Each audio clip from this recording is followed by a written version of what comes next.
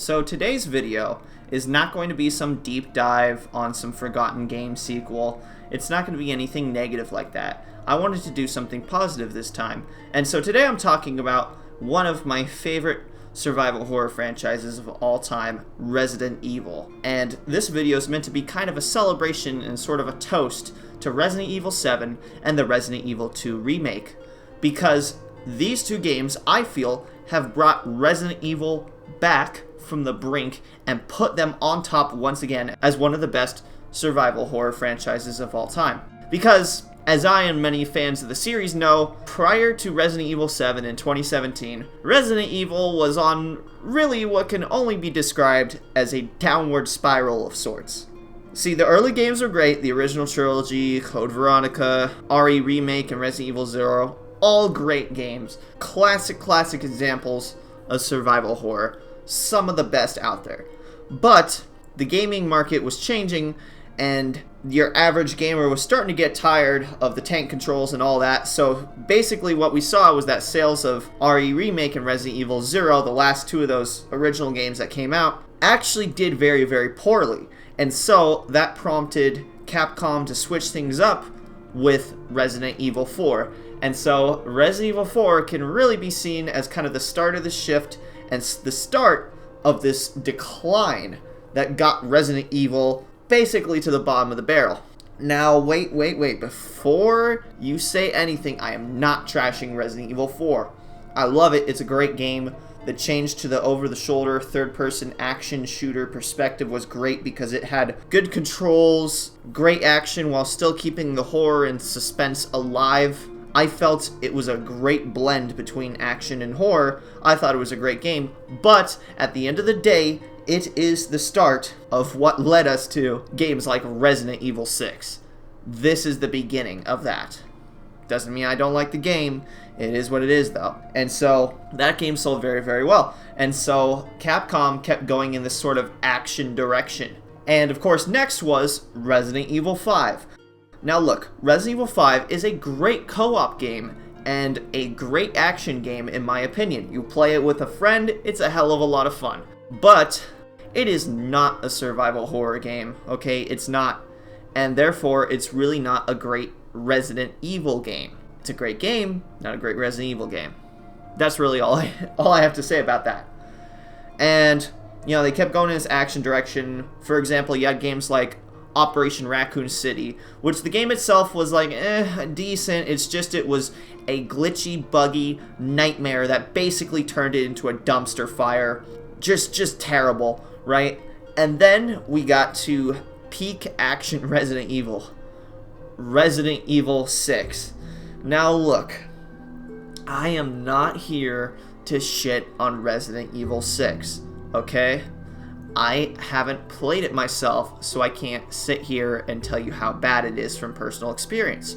All I can say is that the general consensus among both fans and general gamers alike is that Resident Evil 6 is not good. It went way into the deep end on the action. It went way too crazy, too many storylines, too much nonsense. It was just bad overall in comparison to what Resident Evil was in the past. Does that mean it's necessarily a terrible game? I mean, I'm sure it has some redeeming qualities, but once again, you compare it to those original games, it probably doesn't hold up as well.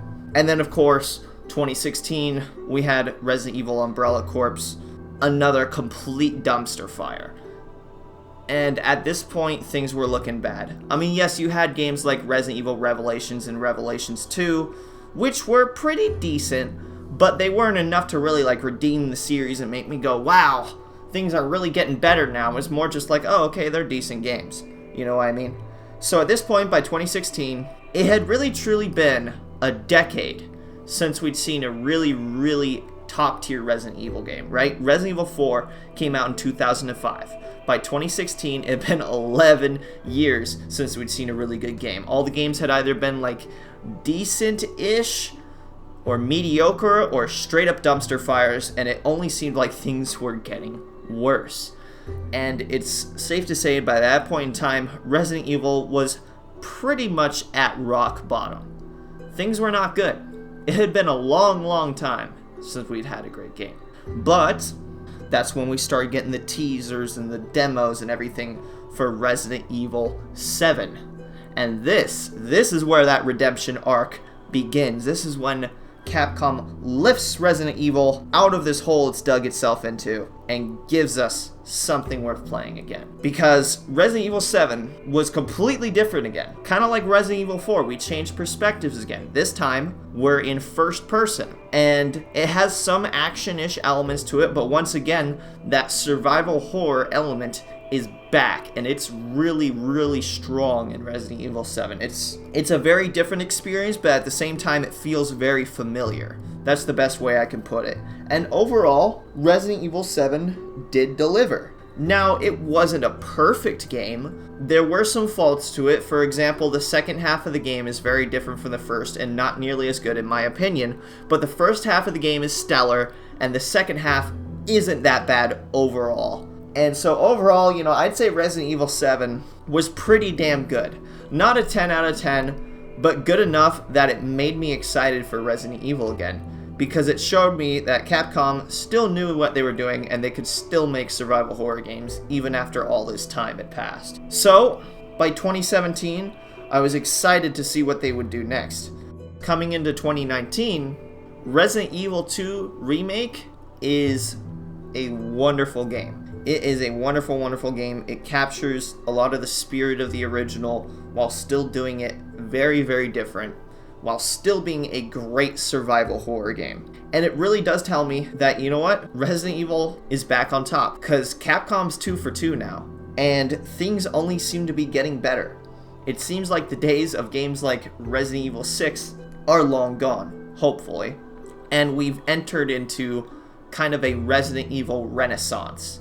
I'm hoping that this is really just the start of a new era of great survival horror Resident Evil games, just like the ones we had from the late 90s and early 2000s. Now, I don't know what Capcom's gonna do next. I don't know what their next game is gonna be. Could it be a Resident Evil 8? Could it be a Resident Evil 3 remake? Could it even be like a Resident Evil Revelations 3? Who knows? We don't really know yet, but we do know another game is coming.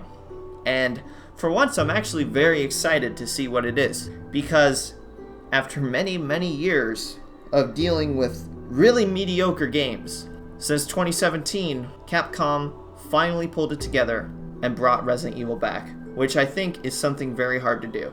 Because if you look at a lot of really old game series like this, a lot of them, once they start to go downhill, there really is no recovering from it. For a lot of them, there really is no getting back to the top. Most of the time, they just fade away into mediocrity. But Resident Evil has proven itself to not be one of those series that's going to fade into obscurity. It's proven itself that it is still the king of horror. And I'm hoping it's going to stay that way for a long time.